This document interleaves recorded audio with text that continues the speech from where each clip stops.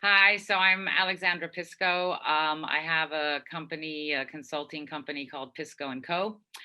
My background, I've worked in fashion for pretty much my entire career. I started as a designer at 13 and went to Parsons, worked as a designer, decided to have my own brand, and realized that I knew very little about business. And actually, my company went down not because I wasn't getting orders, but because I just hadn't, priced correctly, just the classics. So I decided to learn about the retail, and that's when I worked at Chanel, which was an incredible training ground for to learn about retail.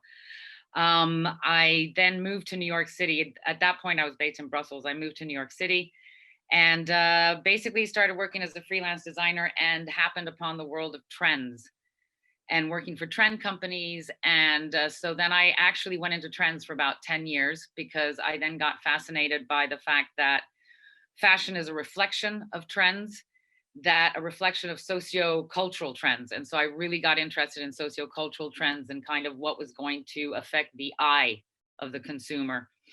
And I worked in that for many years. I actually even branched out from fashion. I worked with automobile people and telecommunications and stuff. And then around 2007, I was approached for a project they were doing in France, which was going to be setting up an incubator accelerator, kind of based like the ones for startups, but for fashion businesses. And that brought me back 100% into fashion because probably also having started my own brand, I thought of the things I wish I would have had as a support. And so I helped create and develop Maison de Mode, which is a incubator in the north of France. And it was an amazing experience. And after about 9 years, I then set off to set up my own company and basically continue to work on how can we strengthen and help independent fashion brands, be they small or medium sized, because not only is independent businesses as a core economic principle key to a healthy economy, it is healthy for the creativity of the industry. You need those brands. You can't just have fast fashion and then the big groups. And I have nothing against the big groups. I think the luxury world is great, but you need that balance. So basically, that's what I've been working on since 2017 around is when I started Pisco and Co. And so obviously with what's going on and the current mood, it's been a very interesting time. um, I'd say that everything we're facing now, there isn't anything new that popped up with the pandemic. I think the pandemic, as not just in our industry, but we see it, on a societal level, on a political level, it has brought to the surface things that maybe we didn't want to face and that we have to face. I mean, we knew there was a problem with the way the system of the fashion industry was working.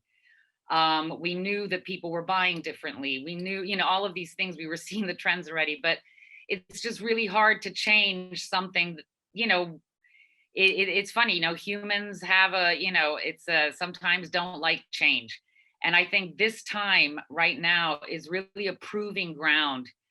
And we see it in small companies and big companies is the leadership. You have to be someone who is ready for change. And there's a quote I love. It's actually the first thing you see when you come on my website, which is, the only constant in life is change. That's the only thing you can count on. And so, as in a leadership position, you have to have that in mind. But it also means that this is a great time of change, and change is needed. But because of the state that everyone is in, it's never been a better time to introduce new things. Because a lot of times the challenge of introducing new ideas is, will people be ready to take and will they want to change? People are so open to new ideas right now because we're all kind of just floating around, that this is the time to do it. So I think it's actually a very positive time if you look at it that way.